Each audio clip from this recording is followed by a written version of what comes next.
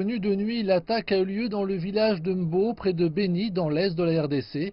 Les responsables locaux ont déclaré que les assaillants avaient tué des civils à l'arme blanche. 6 membres d'une même famille auraient également été battus à mort.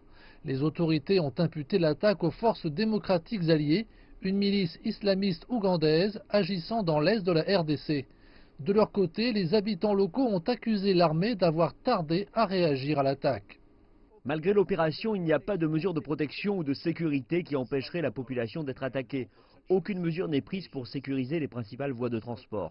C'est la raison pour laquelle nous pensons qu'il est important que, lors de l'opération militaire, il soit nécessaire de créer des unités dans les grandes villes afin de pouvoir intervenir en cas de besoin.